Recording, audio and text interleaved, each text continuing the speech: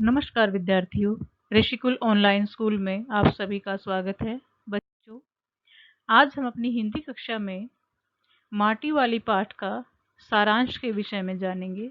तो बच्चों, टिहरी बांध बनने वाला था और वहां आसपास बसे लोगों को नोटिस जारी कर दिया था कि वह उस स्थान को खाली करके कहीं और जाकर रहे।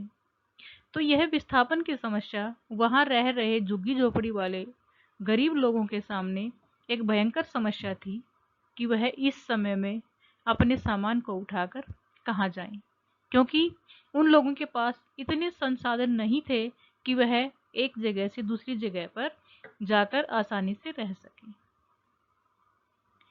तो टिहरी बांध से उखड़े लोगों को बसाने वाले साहेब ने माटी वाली से पूछा, मतलब वहां पर एक औरत है माटी वाली, माटी बेचकर अपना काम चलाती है। उसके घर में पति बीमार भी हैं, वह उनकी देखभाल भी करती है। तो उनको भी नोटिस मिला है कि वह उस स्थान को खाली करके कहीं और रहने लग जाएं। तो इस पर जो कर्मचारी वहां पर आते हैं, माटी वाली को वहां से जगह खाली करने का जो प्रमाण पत्र देते हैं, जो नोटिस देते हैं, तो वो उसके ऊपर थोड़ी मदद करना चाहते हैं, थोड़ी दया दिखाते हैं।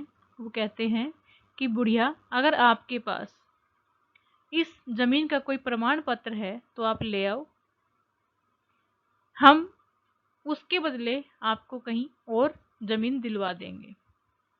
लेकिन माटी वाली के पास उसका कोई भी प्रमाण पत्र नहीं है। तो फिर वो बात करते हैं कि जहां आप जाते हो, माटी खरीदते हो, अगर उस माटा खान का भी कोई कागज आपके पास है तो आप वो ला सकते हो, हम उसके बदले भी आपको कुछ और थोड़ी बहुत जमीन दिलवा सकते हैं।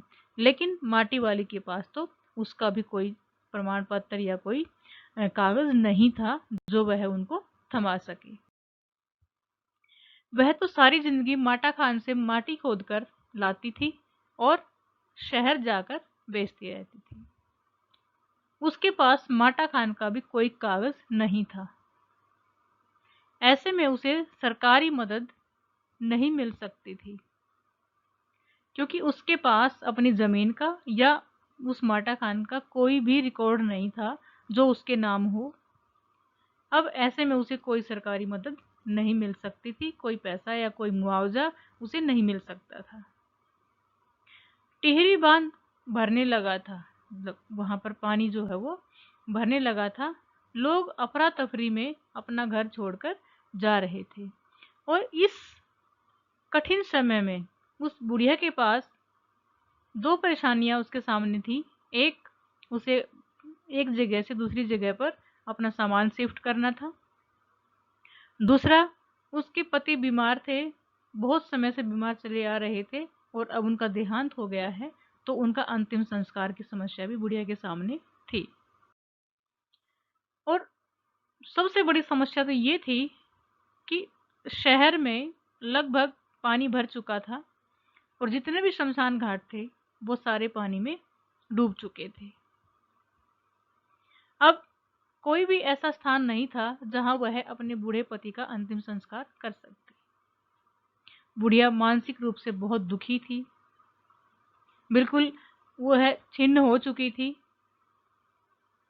और उसने यह सब परमात्मा पर छोड़कर वह अपनी झोपड़ी के बाहर आकर बैठ जाती है और आने जाने वाले लोगों से वह एक ही बात कहती है कि किसी गरीब आदमी का शमशान नहीं उजड़ना चाहिए। यहाँ पर माटी वाली ने शमशान गरीब आदमी की झोपड़ी को कहा है,